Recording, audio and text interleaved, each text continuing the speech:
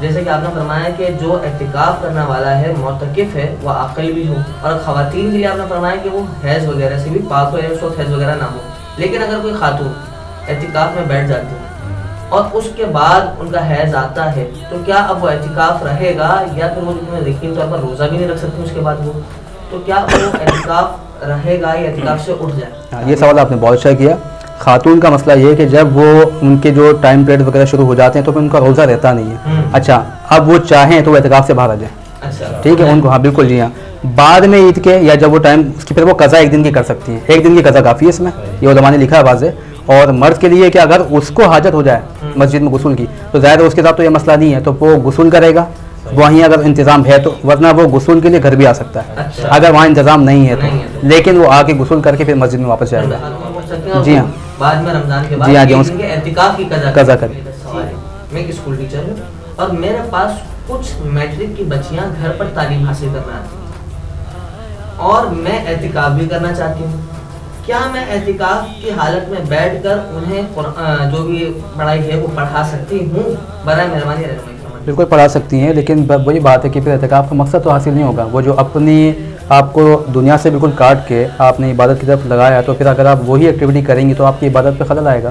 باقی پڑھانا جائز ہے، وہ اپنی حدود میں رہ کے پڑھا سکتی ہیں. اچھا والدہ اگر اعتکاف کرتے ہیں، بیٹے بہویں بیٹیاں والدہ کے پاس جا کر ان سے ملاقات کے لیے طبیعت وغیرہ پوچھنا، خیر ہاں جی ہاں کر سکتے ہیں.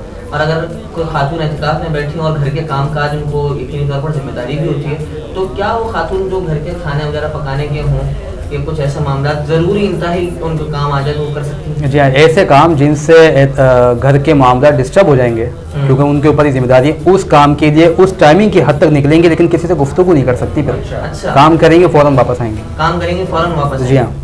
اچھا اگر ہم مرد حضرات میں دیکھیں بہت سے لوگوں کو عادت ہوتی ہے کہ وہ سگریٹ وغیرہ پیتے ہیں یا پھر کوئی نشہ وغیرہ ان کی عادت ہوتی ہے، تو اگر وہ اعتکاف کرتے ہیں تو اس صورت میں وہ سگریٹ وغیرہ جو ہے وہ کر سکتے ہیں؟ دیکھیں اس میں تو مردوں کا تو آپ پتہ ہے آپ کا اعتکاف مسجد میں ہوگا، اور مسجد میں اگر سگریٹ وغیرہ پئیں گے تو پھر وہ اسمیل ہوگی. اور آپ اسموکنگ کی بات کر رہے ہیں، حتیٰ کہ کسی کو طبعی طور پہ یعنی اس کی جسم سے خود ہی ایسے کوئی بدبو وغیرہ اسمیل آتی ہو تو فقہاء نے تو اس کے لیے بھی مسجد میں آنا منع کیا، کیونکہ مسجدوں کے لیے حکم ہے کہ مسجدوں کو خوشبودار رکھا جائے. اور مسجدوں کے اندر پیاز کوئی کھاتا ہو، ٹھیک ہے، اسمیل والی بات جو نا کہ وہ پیاز کی، حالانکہ پیاز کھانا حلال ہے لیکن اس سے اگر اسمیل آ رہی ہے تو وہ مسجد کے اندر نہیں آ سکتا. بعض اوقات لوگوں کو ہوتا ہے کہ وہ بغل وغیرہ کے اندر جو اسمیل ہوتی ہے پسینے کی ان کو اجازت نہیں آنے کی.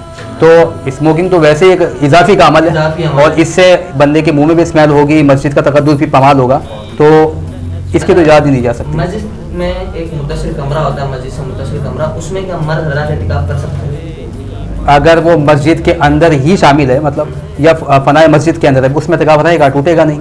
اچھا فنائے مسجد میں بھی نہیں ٹوٹے گا؟ فنائے مسجد میں بھی نہیں ٹوٹتا اعتکاف. اچھا عموماً یہ دیکھا جاتا ہے کہ کوئی بندہ ہے اور اتفاقاً وہ نماز جیسے پہلا روز ہے اور پہلی مرتبہ وہ اعتکاف کر رہا ہے، وہ اعتکاف میں بیٹھا اور وہ پھول کر مغرب کی نماز میں مسجد سے باہر نکل گیا، تو اب ایسی صورت میں کیا اعتکاف ٹوٹے گا؟ اعتکاف ٹوٹ جائے گا. جی اعتکاف ٹوٹ جائے گا. جی.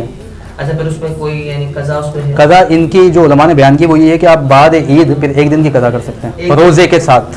ٹھیک ہے. اچھا بہت سے لوگوں کی عادت ہوتی ہے کہ اعتکاف کی حالت میں موبائل وغیرہ بھی بعض لوگ چلا رہے ہوتے ہیں، ایسی صورت میں وہ کوئی سوشل میڈیا چلا رہے ہیں اور اچانک سے ان کے سامنے کوئی ایسی تصویر وغیرہ آ جاتی ہے اور بد نظری وغیرہ ہو جاتی ہے، تو پھر ایسی صورت میں کیا کریں؟ دیکھیں اعتکاف سے نہیں ٹوٹتا، لیکن یہ ظاہر ہے عمل تو گناہ کا ہے. اور وہی بات ہے نا کہ اللہ رب العزت جانتا ہے کہ زنا کا جو عمل ہے وہ گناہ ہے، تو اس کو روکنے کے لیے اللہ نے قرآن میں یہ نہیں کہا کہ زنا نہ کرو، فرمایا لا تقربوا الزنا، زنا کے قریب ہی نہ جاؤ. تو آپ کو پتہ ہے کہ آپ سوشل میڈیا جب کھولیں گے تو اس میں کچھ نہ کچھ ایسا آئے گا، تو آپ اس طرف جائیں نہیں. 10 دن کے لیے اگر بند کر دیں گے کون سی سانسیں بند ہو جانی ہے، تو کوشش کریں اپنے آپ کو بالکل قطع تعلق کریں دنیا سے.